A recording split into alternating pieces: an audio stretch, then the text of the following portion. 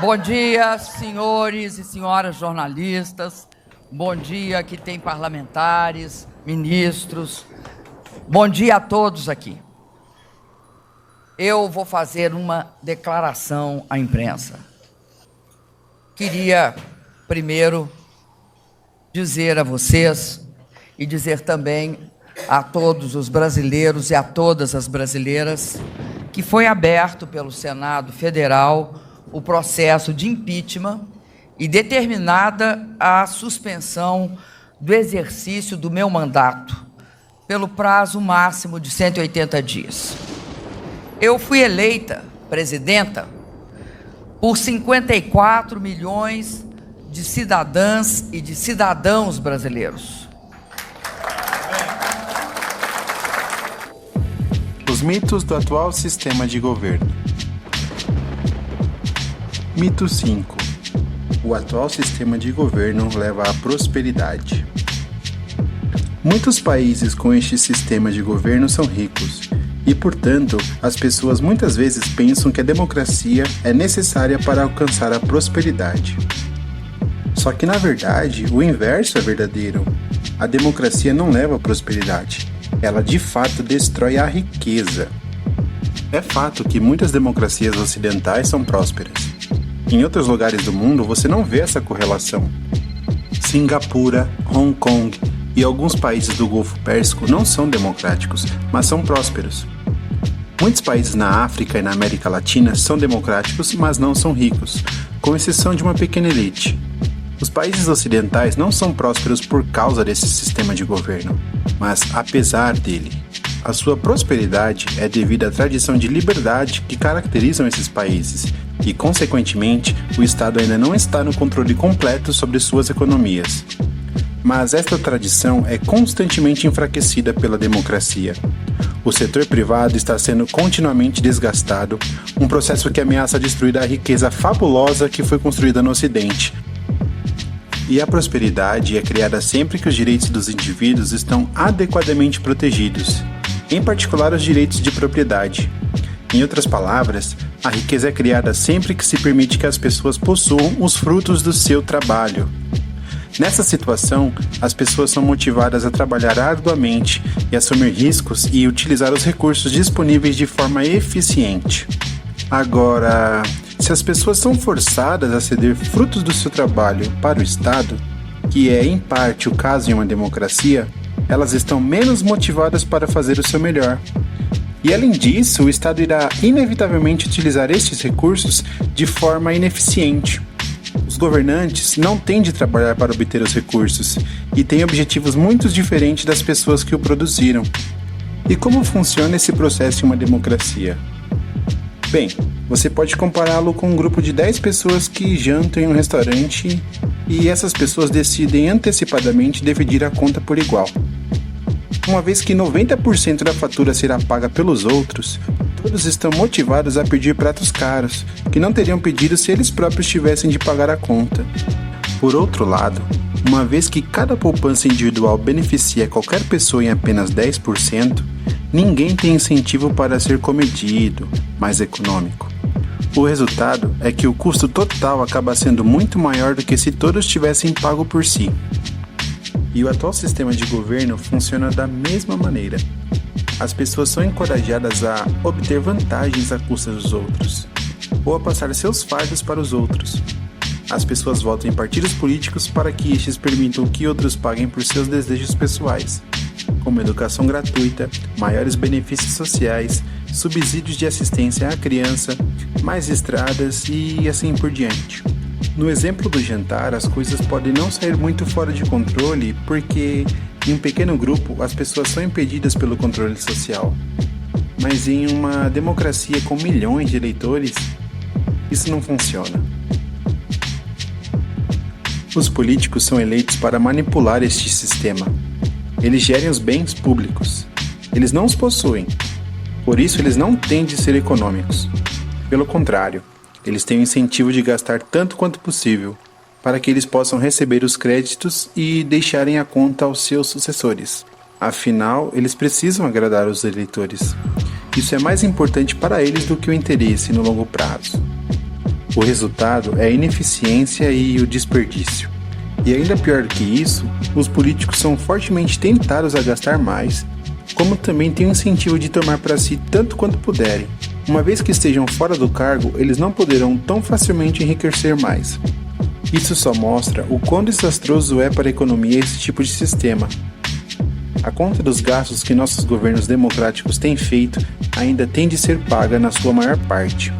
As enormes dívidas do governo são resultado de gastos absurdos acima do orçamento, dos quais, não coincidentemente, praticamente todos os países democráticos sofrem.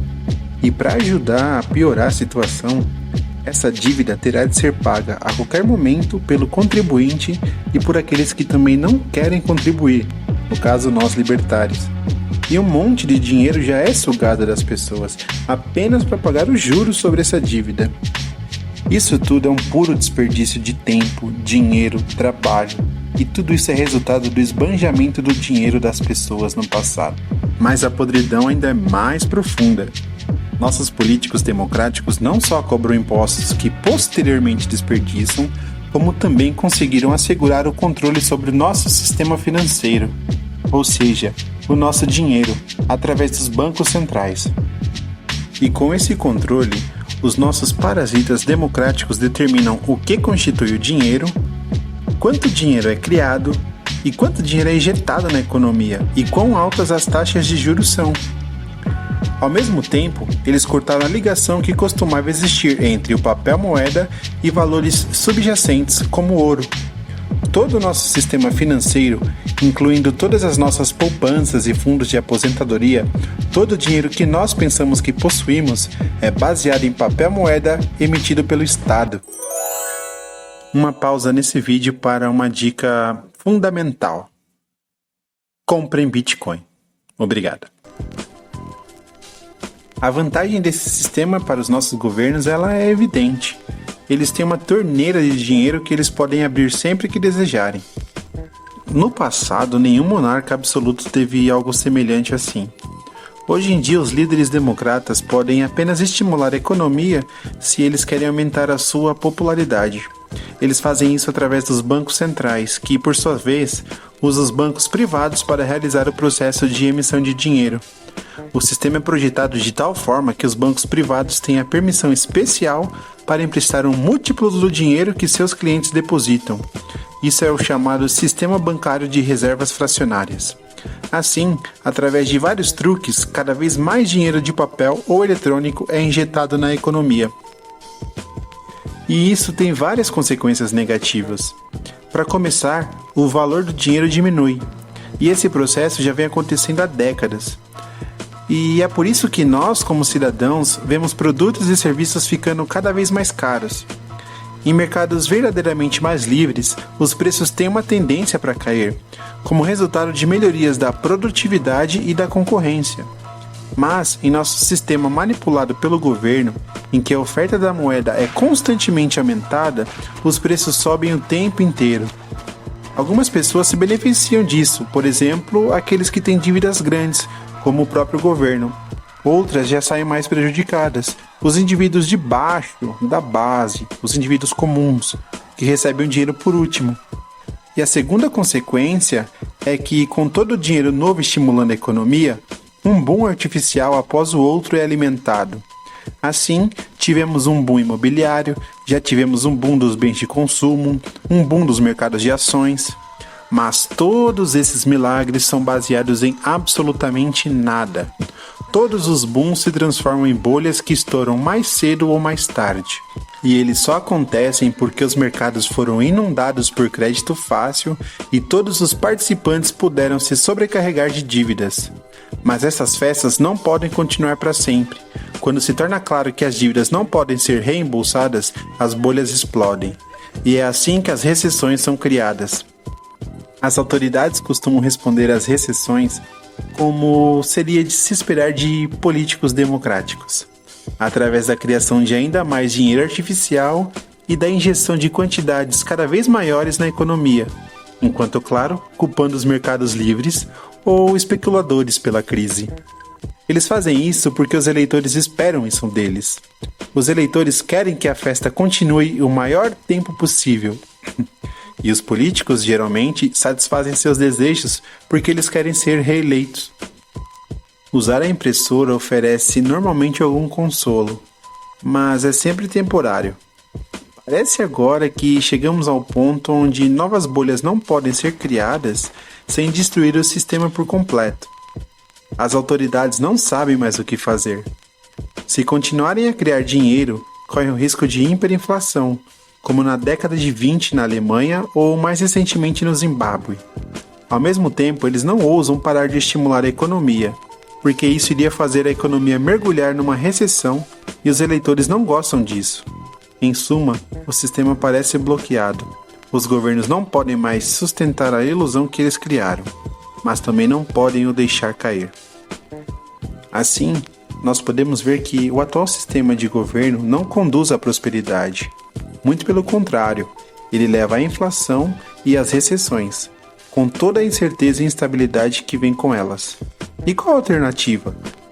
Bem, a solução para a farra de gastos democrática é reestabelecer o respeito pela propriedade privada.